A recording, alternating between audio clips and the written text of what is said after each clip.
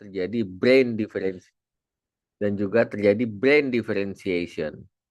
Ya nanti kalau kalau sesuatu masalah terjadi di dalam rahim dilanjutkan dengan pasca persalinan, akhirnya ketika dia masuk dalam pubertas, ya sudah terjadi diferensiasi seksual, ya maka akan terjadilah permasalahan yang sering disebut sebagai disorder of sexual differentiation. Ya kasus petinju Olimpiade ya yang berasal dari negara Iran Libya ya, apa lupa aku nam. Ya, itu jadi yang sekarang nih petinju perempuan itu jadi salah satu contoh kasus ya bagaimana adanya gangguan diferensiasi seksual. Oke, ada tiga hal yang sangat penting kalau kita berbicara tentang sex differentiation, maka ada tiga atau ada empat hal maka yang sangat penting. Yang pertama adalah sexual determination atau determinasi seksual. Ini adalah proses ya di mana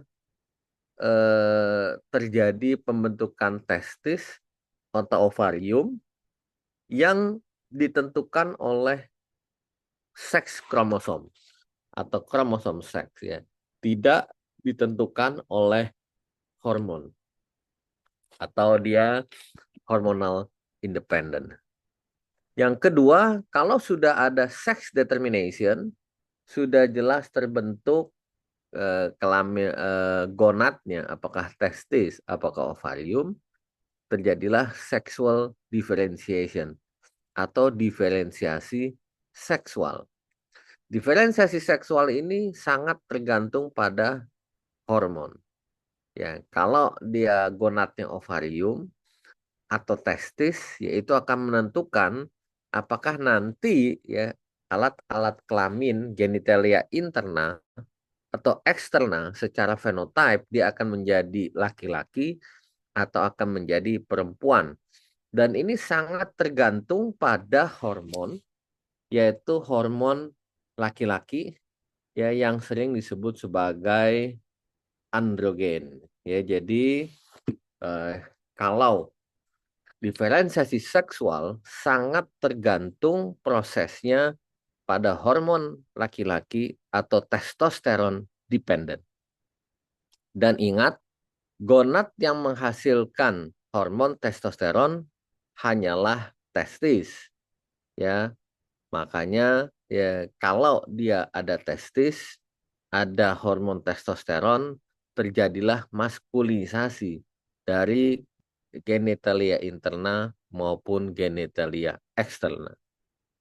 Sementara kalau kita balik lagi ke atas, sex determination, ya adanya kromosom Y itu akan membuat ya gonad yang tadinya indifferent, ya yang tadinya belum jelas, dia akan berdiferensiasi menjadi testis.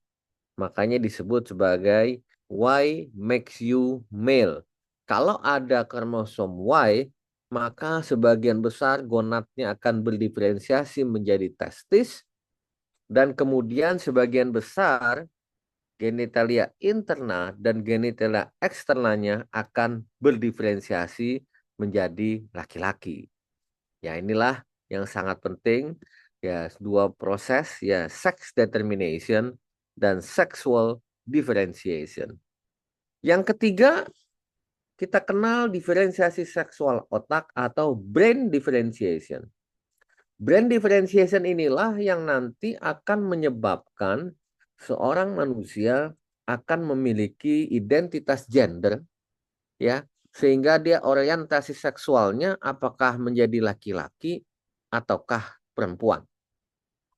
Ya, kalau ini align maka kromosomnya XY ya gonadnya testis, kemudian genitalia eksternalnya laki-laki dan orientasi gendernya laki-laki atau male ya. Ini normal perkembangan pubertas ya, perkembangan diferensiasi seksual yang normal pada seorang manusia. Kita mundur ke belakang yang tadi saya sampaikan bahwa sex determination merupakan proses molekular yang berlangsung secara sekuensial dan ditentukan oleh kromosom seks. Ya.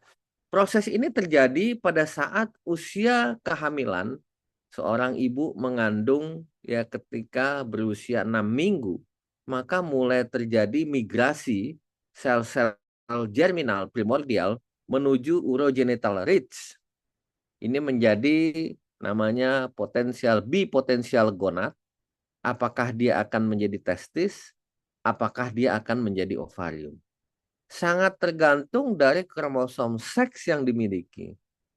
Ketika kromosomnya 46XY, maka otomatis gonadnya akan menjadi testis. Ketika tidak ada kromosom Y, maka gonadnya akan menjadi ovarium.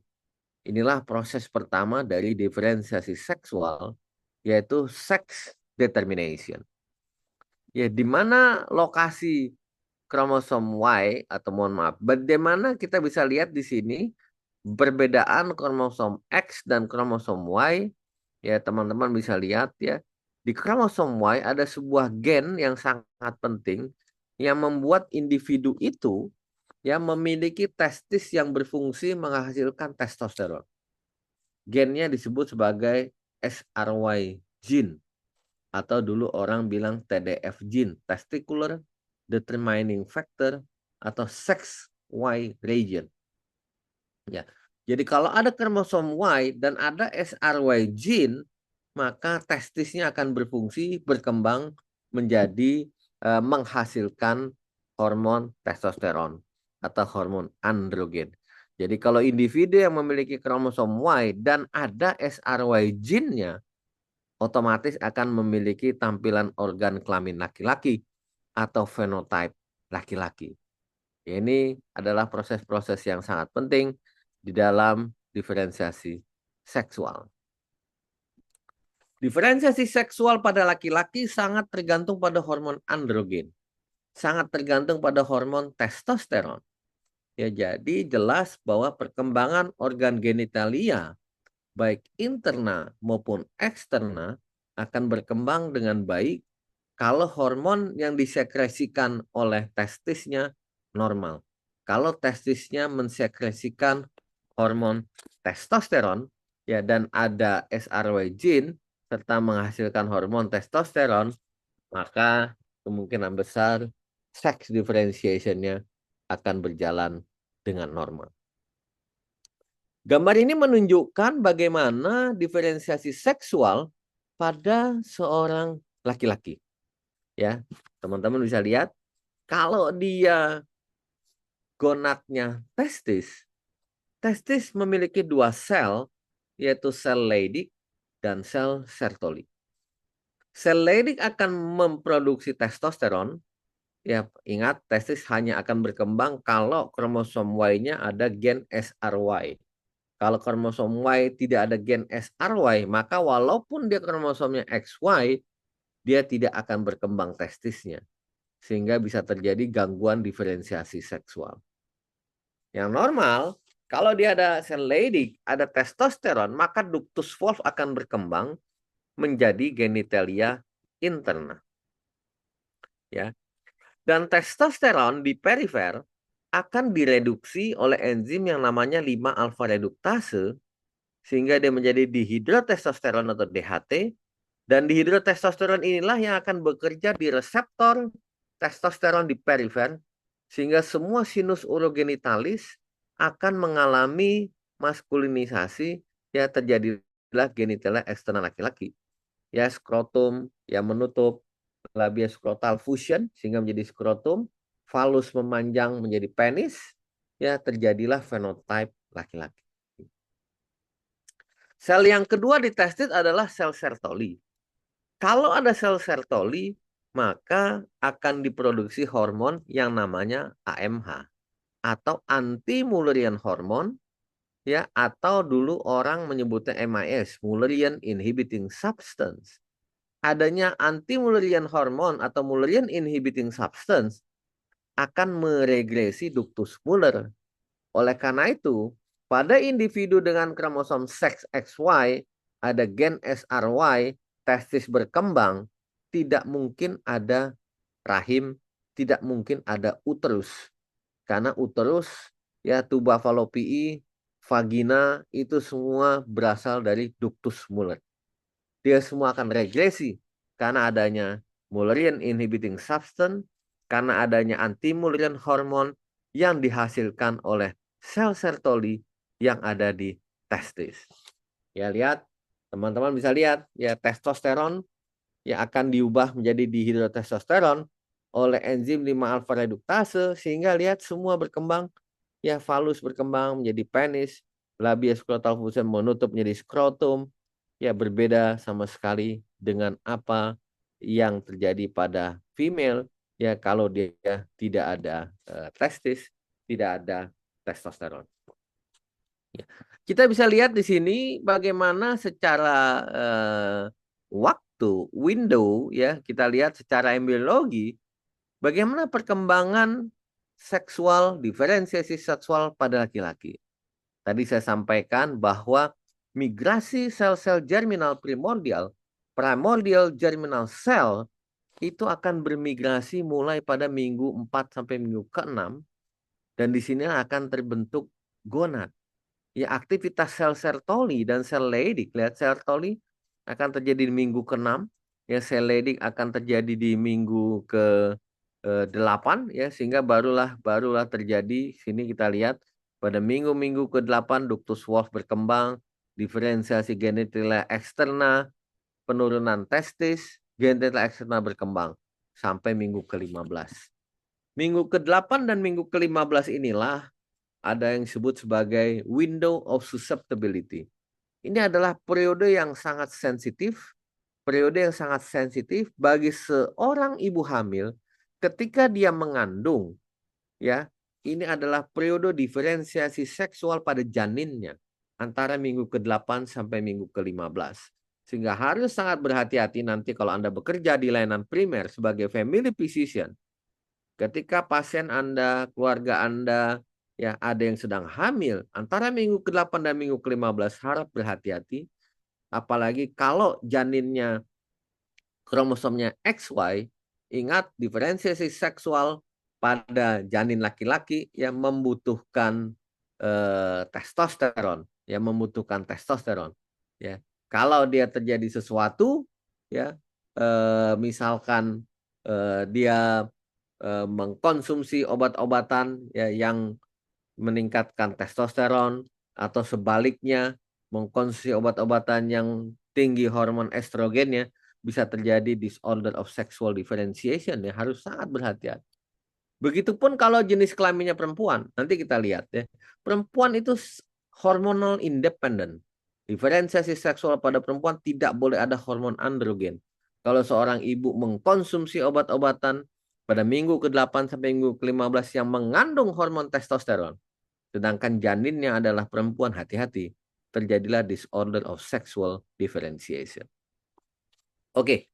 Nah, ini kita bisa lihat ya bagaimana proses diferensiasi seksual ya sesungguhnya terjadi antara minggu ke-8 sampai minggu ke-15. Mohon maaf. Inilah yang disebut sebagai window of susceptibility. Lihat ini. Indifferent sexually ketika 7 ke 8 sudah jelas. Ya kalau dia laki-laki ada testis, ya ada hormon, totally hormonal dependent. Lihat ya, totally hormonal dependent. Kalau dia perempuan, tidak ada testis dan totally hormonal independent. Itu perbedaannya ya. Selalu saya tekankan apa perbedaan diferensiasi seksual pada laki-laki dan diferensiasi seksual pada perempuan. Ya. Apa yang terjadi kalau proses determinasi seks, diferensi seksual tidak sinkron? Ya, kita lihat kalau tidak sinkron sexual determination dengan sexual differentiation, maka akan terjadilah disorder of sexual differentiation atau yang disebut sebagai DSD. Ya, kita bisa lihat nanti ya kesalahannya ada di mana. Ya, apakah bisa saja dia kromosomnya XY organ gonadnya testis, tetapi tidak ada gen SRY. Sehingga seharusnya dia dengan testis, ya karena dia ada anti Mullerian hormon, ductus Muller semuanya teregresi, tetapi terjadi kegagalan maskulinisasi. Karena tidak ada SRY, tidak ada hormon testosteron. Akibatnya jenis kelaminnya berkembang seperti seorang perempuan. Padahal kromosomnya adalah XY. Ya ini harus hati-hati. Ya, kalau XY tampilannya bisa tinggi dan seterusnya. Ya, ini disebut sebagai disorder of sexual differentiation. Ya teman-teman bisa lihat ya apa yang terjadi. Ya kalau tidak sinkron maka terjadilah gangguan diferensiasi seksual. Oke, ya ini kita bisa lihat ya maskulinisasi sangat tergantung pada hormon androgen sehingga sangat rentan terhadap berbagai faktor seperti produksi, metabolisme, dan ketersediaan hormon. Kalau produksi hormonnya bermasalah, maka ya maskulinisasi bisa tidak terjadi. Ya tadi saya sampaikan, kalau dia tidak ada SRY, walaupun kromosomnya XY, tidak ada testis, tidak ada testosteron, sehingga walaupun dia XY, fenotipenya bisa perempuan. Ya, kalau produksinya bermasalah, ya produksi bermasalah bisa karena gangguan defisiensi enzim 5 alfa reduktase. Testosteronnya ada, dia ada testis, ya ada dia XY, ada SRY, ada testis, ada testosteron, tetapi testosteronnya tidak bisa direduksi menjadi dihidrotestosteron karena defisiensi 5 alfa reduktase. Sehingga walaupun dia XY tidak terjadi maskulinisasi, ya, tidak terjadi maskulinisasi, tampilannya fenotipenya perempuan. Nah, ini ya. Nah, gangguan diferensiasi genital eksternal yang menyebabkan keraguan tampilan organ kelamin laki-laki atau perempuan ya bisa terjadi akibat efek hormon androgen yang tidak normal. Pada laki-laki di SD ya gangguan diferensiasi seksual bisa terjadi kalau hormon testosteronnya tidak adekuat. Makanya disebut sebagai males too little. Kalau dia bermasalah karena defisiensi 5 alfa reduktase atau testosteronnya bagus tapi reseptor androgennya bermasalah, androgen insensitivity syndrome, maka tampilannya menjadi perempuan, males too little. Pada perempuan sebaliknya, kalau dia XX tapi dia terekspos dengan tinggi hormon androgen yang tinggi, terjadilah virilisasi sehingga tampilannya laki-laki. Itu disebut sebagai females too much. Jadi gangguan diferensiasi seksual bisa terjadi pada kondisi males too little atau females too much. Ya. Hipospadia ini salah satu perkembangan organ genital eksternal laki-laki yang tidak sempurna, merupakan salah satu manifestasi klinis gangguan diferensiasi seksual.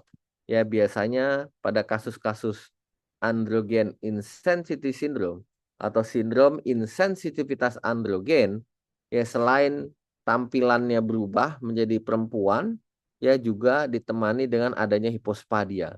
Ya makanya ingat kalau Anda ingat dulu kasusnya Aprilia Manganang, ya seorang pemain bola voli yang dia XY, tapi dia kemudian main ya menjadi seorang perempuan, dia ada hipospadia, ya kemungkinan besar dia terjadi gangguan diferensiasi seksual karena defisiensi 5 alfa reduktase. Ketika lahir, ya dia tampilannya fenotipnya perempuan, tapi ketika pubertas, hormon androgennya naik, ya terjadilah perubahan tampilan kelamin yang tadinya seperti vagina dengan klitoromegali, tiba-tiba ketika pubertas penisnya tumbuh. Ketika umur 12 tahun, makanya sering disebut sebagai penis at 12. Ya itulah sebabnya orang-orang mengalami kebingungan gender biasanya pada kasus-kasus defisiensi 5 alfa reduktase. Ya, yang tadinya namanya Dini bisa berubah menjadi Dono. Ya kira-kira begitu pada kasus-kasus defisiensi 5 alfa reduktase. Ya ini contoh spektrum sindrom insensitivitas androgen ya. Pada pasien-pasien dengan AIS ya, ada yang komplit, ini komplit CAIS, complete androgen insensitivity syndrome. Ini adalah kasus gangguan diferensiasi seksual di mana kromosom seksnya adalah XY, ya, dia pasiennya tinggi, langsing, tetapi ya tidak terjadi diferensiasi seksual yang baik. Karena dia tidak ada ovarium, maka payudaranya harusnya payudaranya tidak berkembang, tetapi karena reseptor androgennya rusak, androgennya tidak bisa bekerja, maka payudaranya berkembang seperti layaknya perempuan. Tetapi karena dari reseptor androgennya rusak, androgen itu berperan penting dalam menumbuhkan rambut pubis. Ya, dia tidak ada rambut pubis, makanya disebut sebagai hairless women. Dan dia tidak ada uterus. Ya, ini banyak terjadi. Beberapa kali kita menjumpai kasus-kasus ya CAIS, Complete Androgen Insensitivity Syndrome pada TNI dan juga pada pramugari ya, pernah dia tinggi ya, cantik begitu ya, tetapi dia datang ke kita dengan keluhan tidak haid karena tidak ada rahimnya. Ya, hairless woman kita dicek kromosomnya XY. Bisa Anda bayangkan dia seorang pramugari ya, airlines terkemuka di Indonesia. Bagaimana kita menjelaskan bahwa pasien ini penderita gangguan diferensiasi seksual? Bahwa bisa dia stres, bisa bunuh diri kalau kita tidak pandai menjelaskan. Oleh karena itu pada kasus-kasus seperti ini harus ditangani dengan tim yang komprehensif. Ada obgyn, ada psikiatri, ada forensik, ya, ada ahli urologi dan seterusnya. Yang paling penting bagi kita adalah kita menangkap apa orientasi gender, apa gender orientation dari pasien ini. Kalau gender orientation dia adalah perempuan, maka biarkanlah dia menjadi perempuan. Biasanya kita tidak menjelaskan bahwa kromosomnya adalah XY. Ya, itu. Ya. Tetapi kalau seperti Aprilia Manganang misalkan, dia dengan ambigus genitalia, dia PAIS, partial androgen insensity syndrome atau defisiensi 5 alfa reduktase. Biasanya karena androgennya masih tinggi dan reseptornya masih benar, maka brainnya dia. Karena pada saat diferensiasi brain di dalam rahim, dia terekspos dengan androgen, maka orientasi gendernya tetap laki-laki. Ketika pubertas dia menjadi laki-laki. Biasanya pada kasus-kasus seperti ini, dia tetap dikembalikan menjadi laki-laki. Dan yang jadi masalah adalah bagaimana kita mengubah identitas-identitasnya sebelum pubertas. Termasuk merubah rapot, ya kan? Semua rapot, nilai-nilai KTP dan seterusnya, SIM, jenis kelaminnya sebelumnya perempuan, mau diubah jenis kelaminnya laki-laki. Oleh karena itu membawa impact, ada kasus-kasus legal, ya biasanya kita lengkap dengan tim medico legal termasuk forensik. Ya, inilah 3 besar kelompok gangguan diferensiasi seksual. Ya, kelompok 3 besar, oh maaf sudah. 3 besar, sorry. Inilah 3 besar gangguan diferensiasi seksual. Yang pertama adalah males too little yang tadi saya sampaikan. Dia 46 XY-DSD, kita sebut 46 XY-DSD karena kromosomnya 46 XY. Kenapa disebut 46 XY-DSD? Karena dia kromosomnya XY tapi fenotipenya perempuan. Bisa terjadi karena kekurangan hormon androgen. Kekurangan hormon androgen ini ya bisa terjadi karena dysgenesis gonad, ya kan? Atau diferensiasi 5 alfa reduktase. Ya, kita bisa lihat nih, saya mau kasih contoh.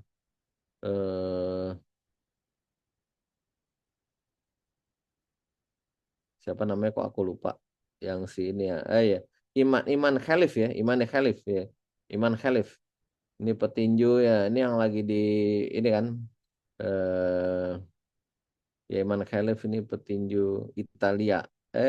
Yang dia mundur ya petinju Italianya ya, karena dia menuduh si Iman Khalif ini transgender, ya kan? Dia Iman Khalif ini transgender.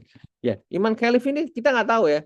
Sebenarnya kan kalau di olahraga dia bisa ngecek namanya dulu bar body test ya. Kalau di swab, bukal swab ya. Kalau dia XX maka bar bodinya masih ada satu. Tapi kalau dia XY bar body tidak terbaca. Karena 2 kromosom XY itu satunya diinaktivasi. Ya, makanya harusnya itu dicek apakah secara kromosom dia XY atau XX. Kalau dia XY tampilan seperti perempuan, dia bisa karena ini.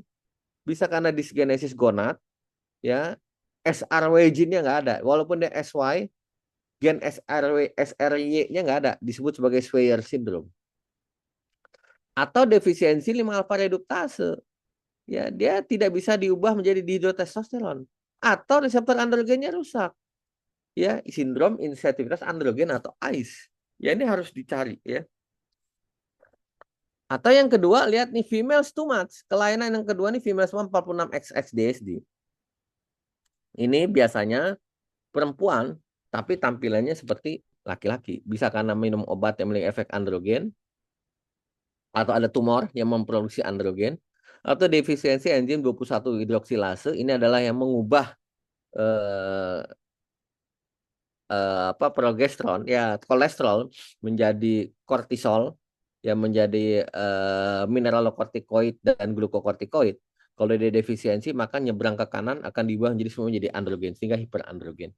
Bahayanya pada kasus-kasus female too much ya, pada kasus misalkan congenital adrenal hyperplasia, karena otaknya, brainnya diekspos dengan androgen tinggi pada saat kehamilan intrautrin, maka sebagian besar penderita CAH, congenital adrenal hyperplasia, walaupun dia XX, dia lebih menyukai seorang perempuan. Orientasi gendernya bisa laki-laki, makanya dia banyak menjadi lesbi ya pada kasus-kasus female too much. Yang lain, seks kromosomal DSD ya bisa terjadi pada Turner syndrome misalkan, pada pasien-pasien dengan 46X0, satu kromosom X-nya diinaktivasi, otomatis tidak ada perkembangan pubertas ya. Saya lupa tadi perkembangan pubertas itu dinilai dari pubertas ya, rambut pubis ya, dari M ya payudara, M-nya dinilai 1 sampai 5, rambut pubis P dinilai 1 sampai 5 ya. M1 P1 yaitu dia tidak berkembang ya. Atau bisa juga dia mozaik. Ada pasien dengan Turner tapi ada ada Y-nya. Ya, atau dia triple XXY ya, super female. Ya, atau super male, atau kromosom atau mozaik dan seterusnya. Ya, jadi bisa saja pasien-pasien dengan mozaik, kromosom mozaik, adanya kromosom Y sehingga akan mengganggu proses diferensiasi seksual, terutama organ kelamin eksternal. Ya. Dan kita lihat tadi ini orientasi seksual otak manusia dimulai sejak pertengahan usia kehamilan di dalam rahim ibu. Sangat tergantung pada hormon androgen ya. Brain differentiation ya. Brain differentiation sangat tergantung dari hormon androgen. Ya. Jadi bisa tidak sinkron, diferensiasi seksual dan orientasi seksual bisa tidak sinkron. Oleh karena itu bisa terjadi seorang dengan alat kelamin perempuan memiliki orientasi seksual laki-laki atau sebaliknya. Seperti saya katakan tadi, gender orientation ini sangat tergantung dari brain differentiation dan sangat tergantung dari seberapa tinggi exposure hormon androgen intrautrin. Oleh karena itu, kalau kita berbicara secara konsep makro, perencanaan kehamilan itu it's very very important ya, bisa Anda bayangkan. Ini baru salah satu topik saja kita bicarakan tentang diferensiasi seksual. Itu semua terjadi intrautrin. Makanya tidak salah kalau disebut the first 9 months shape the rest of your life. Ya, 9 bulan pertama itulah yang menentukan manusia akan menjadi apa.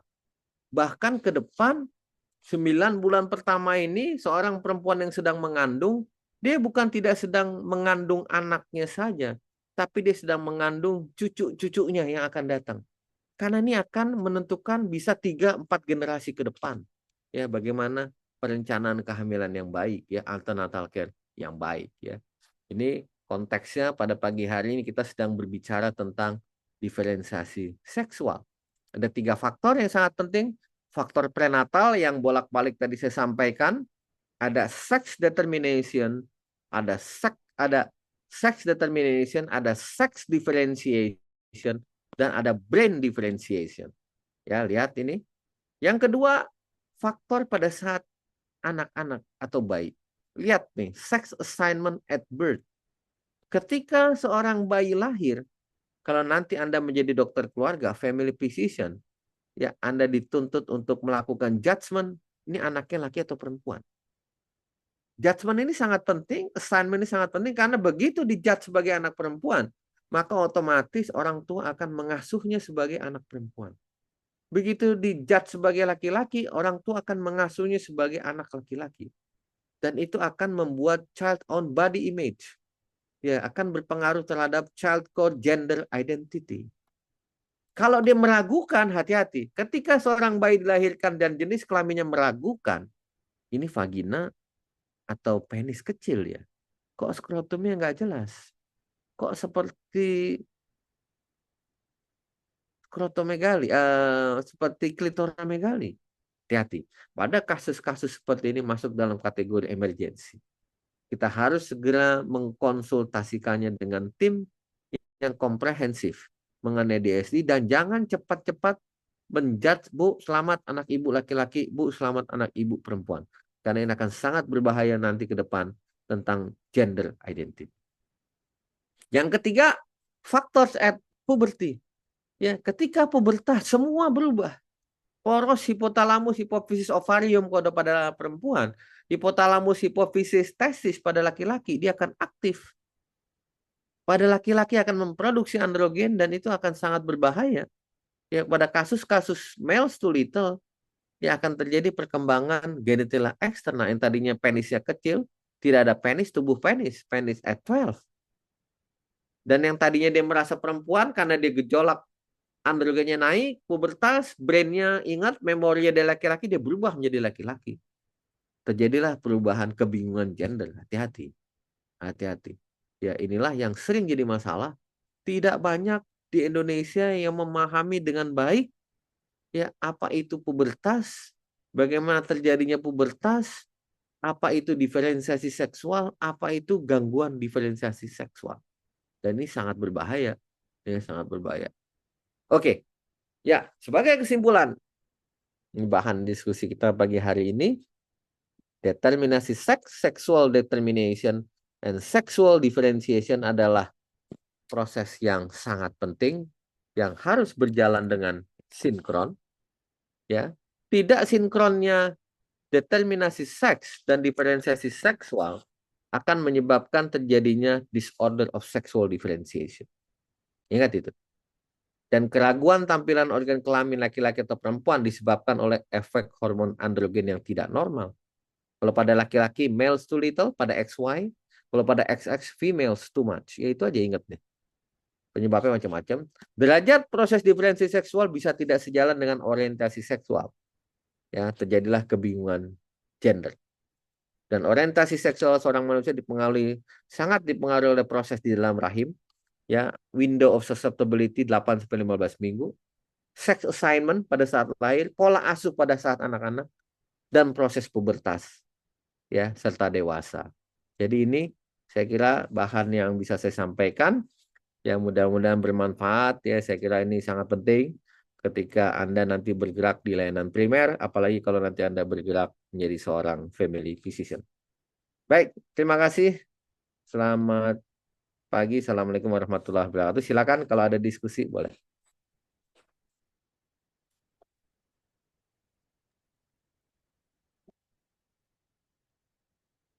Ibu izin, Prof. Ya, sorry. Ya, silakan kalau ada pertanyaan. Ya, izin, Prof. Mau bertanya, Prof. Ya. Jadi masa gestasi itu masa yang penting pada usia 8 sampai 15 minggu ya, Prof. Tapi saya Ya. pernah ada ya sering beberapa kasus yang dia hamil tapi tetap disuntik KB itu ada Ya, pengaruhnya nggak ya, Prof? ada Ya. risiko atau tidak? Ya, betul. Oke, terima kasih. Ini menarik. Ya, menarik. Yang pertama, tadi betul ya bahwa window of susceptibility itu antara 8 sampai 15 minggu. Semua bisa terjadi ya terkait dengan perkembangan pubertas. Yang kedua, suntik KB. Ya, memang ada beberapa ibu yang tidak sadar kalau dia hamil. Suntik, apalagi kalau disuntik DMPA, depo medroksiprogesteron asetat, dia bisa 13 minggu. 12 minggu dia bekerja atau 3 bulan yang memberikan efek. DMPA adalah progesteron. Jadi kalau Anda melihat hormon steroid, itu ada progesteron, ada testosteron atau androgen, dan ada estrogen. Ya. Sebagian ada progesteron yang memiliki sifat androgenik. Ada progesteron yang memiliki sifat androgenik, derivat-derivat progesteron seperti MPA, ya di MPA itu yang digunakan untuk kontrasepsi, ya ada yang sebagian memiliki sifat androgenik. Ini yang sangat berbahaya tentunya. Ya, ada yang sebagian memiliki sifat estrogenik karena dia progesteron itu C-nya 21. Dia akan direduksi menjadi C19 jadi androgen, menjadi C18 menjadi estrogen. Jadi hati-hati. Nah, tergantung nanti jenis kelaminnya apa. Ya, kalau di MPA, ada depo medroksiprogesteron asetat, beruntung dia tidak terlalu kuat efek-efek dari efek androgeniknya. Hampir tidak ada lah. Jadi kalaupun dia jenis kelaminnya perempuan masih cukup aman. Tapi kalau yang lain-lain hati-hati. Kadang-kadang obat ada ibu-ibu yang minum penguat yang sifatnya mengandung androgenik itu berbahaya. Ya. Tapi kalau obat suntik yang DMPA masih cukup aman. Ya, kecuali ada suntik yang 1 bulan. Ada suntik yang 1 bulan, tapi kalau 1 bulan dia lebih pendek yang 4 minggu. Kalau dia lupa 4 minggu, ya let's say efeknya masih ada sampai minggu ke-6, ke-7 masih cukup lumayan. Karena di 8 sampai 15 ya. Itu cukup cukup memberikan efek kalau dia jenis kelamin bayinya laki-laki. Ya, begitu. Nah, makanya kita harus sangat berhati-hati ya pada antara minggu ke-8 sampai minggu ke-15 ini. Begitu, Dek. Terima kasih. Terima kasih, Prof. Ada lagi yang mau ditanyakan? Prof, izin bertanya, Prof. Ya, silakan. Eh, ini Prof, kan beberapa saya kerja Prof di rumah sakit tipe D itu pernah ngelahirin bayi Prof. Ini tuh Ya, pas kita lihat genitalianya itu memang perempuan Prof, cuman yes. agak membesar di labia mayornya kemarin itu waktu Oke. itu kata dokter anaknya Hmm. kita observasi dulu, nanti kan Ya, biasanya seminggu ya Prof ya ya, kontrol, ya, terus nanti kita observasi ini apakah testis atau bagaimana Prof. ya, Izin Prof mau bertanya, untuk ya. mengobservasinya itu berapa lama ya Prof baiknya Prof?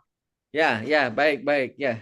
Begini, jadi yang pertama, kalau kita timbul keraguan, tadi saya sampaikan, jangan kita judge, jangan kita assign bahwa ibu selamat anaknya laki atau anaknya perempuan.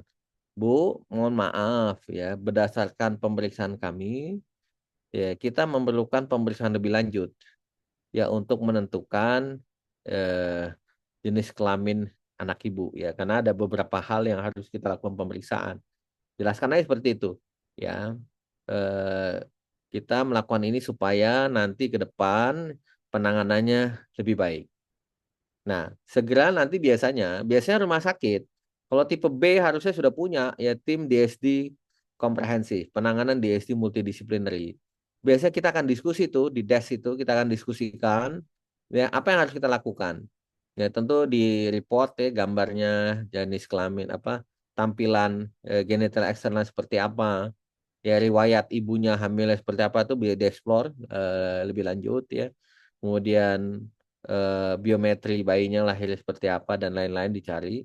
Berikutnya yang kedua ya biasanya kalau lebih agresif langsung biasa dilakukan pemeriksaan ya kromosom. Kromosom seks apakah di XX apakah di XY atau mozaik atau yang lain-lain. Yang ketiga biasanya langsung dengan pemeriksaan yang non invasif ya kalau perlu kalau dicurigai adanya testis ya biasanya dengan ultrasound nih. Ultrasound apakah dia ada testis di skrotumnya kalau dicurigai laki-laki. Apakah testis itu bisa di skrotum, bisa di inguinal, bisa di abdomen. Kalau dia belum mengalami penurunan karena masalah DSD gitu ya. Yang berikutnya keempat, pastikan ada nggak gen SRY misalkan. Kalau di XY ada gen SRY oke. Tapi kalau di XX ada gen SRY hati-hati. Jangan-jangan ada testis. Bisa pada perempuan 46XX dengan SRY gene positif atau 46X0 dengan SRY gene positif dia ada testis. Dan ini sangat berbahaya karena dia kalau testis di dalam abdomen akan berpotensi untuk menjadi seminoma atau disgerminoma sehingga harus diangkat secepatnya. Jadi itu step-step ya emergensi yang harus ditangani dengan baik, dengan cepat. Begitu kira-kira, Dok. Terima kasih Prof. Oke. Kebetulan saya bekerja di tipe D dok, bukan Oh, yang D, B. oke. Kalau tipe D yang tidak cukup adekuat, refer. Segera refer ke C atau ke B, minimal ke B lah. Pada kasus-kasus ini kan emergensi ya. Emergensi di dalam endokrin ya, atau ada gitu saya kira. Terima kasih Prof. Terima kasih, silakan. Masih ada lagi pertanyaan? Izin Prof. bertanya. Melanjutkan pertanyaan Dr. Rami tadi, Prof, terkait faktor hormon ya, Prof. Seringnya kan kalau di awal kehamilan pasien meminta atau ada indikasi gitu diberikan penguat rahim. Tadi ada Yes. Prof sebutkan itu juga bisa beresiko ya, Prof ya. Ya, Gimana itu, betul. Prof, untuk pemberiannya? Betul, betul. Jadi begini, sekali lagi, kalau kita ingin memberikan terapi hormonal pada seorang ibu hamil, biasanya diberikan adalah progesteron untuk penguat. Tetapi ingat, progesteron tadi saya sampaikan, saya ulang kembali, ada progesteron yang memiliki sifat androgenik. Ada progesteron yang memiliki sifat testosteron. Hati-hati. Nah, pada progesteron seperti sedapat mungkin kita hindari itu atau harus kita hindari. Jangan berikan yang safe. Derivat dihidrogesteron itu sangat aman atau progesteron alami itu sangat aman. Tidak bersifat androgenik. Jadi pilih yang preparat yang seperti itu. Jangan berikan preparat yang bersifat androgenik atau bersifat estrogenik. Ya. Begitu kira-kira, Dek. Baik, Prof. Terima kasih, Prof. Yuk. Masih ada lagi? Izin, Prof. Ya, silakan. Prof ingin bertanya bagaimana dengan terapi hormonal yang diberikan pada saat seseorang wanita yang ingin hamil gitu, Prof. Apakah itu punya pengaruh nantinya lebih berisiko untuk terjadinya DSD pada bayi yang baru lahir? Kemudian apakah ada hubungan antara usia kehamilan ibu yang mungkin muda atau lebih tua, atau pada saat kehamilan ibu ini menderita suatu penyakit dan mengkonsumsi obat-obat tertentu, apakah punya pengaruh, Prof, untuk terjadinya DSD pada bayi? Terima Oke, kasih. oke. Dokter tugas di mana? Di Izin, Maluku? Prof. Papua? Saya dari Papua, Prof. Oh, Papua. Oke, tugasnya di mana? Saya di rumah sakit daerah Papua Tengah, Oh, Pegunungan, Prof. Papua Pegunungan, Wamena ya? Daerah Kabupaten Intan Jaya, Prof. Intan Jaya. Oh ya, oke. Oke, baik. Terima kasih. Jadi sekali lagi biasanya ya nanti saya berharap Anda di layanan primer itu menjadi ujung tombak ya, bagaimana mengedukasi masyarakat, mengedukasi keluarga, khusus ya termasuk pada pasangan-pasangan ingin memiliki keturunan, ya kan. Dan kalau ingin mengkonsumsi obat-obatan hormonal, biasanya ya pada pasien-pasien yang ingin punya anak, kita memberikan obat-obatan untuk membesarkan sel telur. Ya, bisa mengandung clomiphene citrat, bisa mengandung aromatase inhibitor, ya. Dan perlu Anda ketahui, ya clomiphene citrat waktu paruhnya lebih panjang, sehingga jumlah telurnya lebih banyak. Kadang-kadang dia memberikan efek negatif pada dinding rahim atau lendir serviks pada saat dia ingin hamil. Kalau aromatase inhibitor aman, waktu paruhnya pendek. Nah, jadi ya kalau kita ingin memberikan obat-obatan, ya kita harus tahu betul waktu paruhnya. Ya, kalau ingin memberikan clomiphene citrat, kita sadar betul waktu paruhnya 2 minggu. Ya, jadi nanti kalau dia hamil, ya kalau dia ibunya hamil, ya memang clomiphene citrat itu termasuk estrogen ya, selective estrogen receptor modulator. Dia bersifat pro-estrogen dan bersifat anti-estrogen di beberapa organ. Tetapi dia tidak bersifat androgenik, jadi relatif aman ya. Hanya memang kita tahu ada efek samping di mulut rahim dan di dinding rahim ya. Itu saya kira itu, dan nanti mesti diberikan penguat ya. Penguatnya tadi berikan penguat yang benar-benar bersifat alami seperti estrogen alami. Ya, tidak bersifat androgenik, itu kata kuncinya. Kemudian yang kedua, apakah usia mempengaruhi? Tidak. Ya, usia itu lebih mempengaruhi pada kemungkinan kelainan kromosom. Ya, kelainan kromosom seperti trianeuploidy. Ya, pada ibu-ibu usia di atas 37-38 tahun, persentase aneuploid atau triploid itu sampai 70-80%. Makanya kalau di atas 37-38 tahun, ya kejadian miscarriage itu sangat tinggi sampai 70% keguguran. Karena kromosomnya tidak normal. Tetapi kalau untuk DSD tidak. Dia tidak dipengaruhi oleh faktor usia. Begitu, Dok. Terima kasih. Baik, Prof. Terima kasih, Prof. Ya, ada lagi? Cukup? Anda kuliah lagi ya habis ini? Izin, Prof. Apakah kami boleh mendapatkan slide presentasi, Prof? Oh, boleh, boleh. Nanti saya kirim ya. Nanti Ya, saya kirim. terima kasih ya, Prof. Oke, terima kasih ya semuanya. Sukses. Ya, selamat pagi. Makasih, Prof. Terima kasih, Prof. Baik. Selamat pagi. Pagi. Pagi.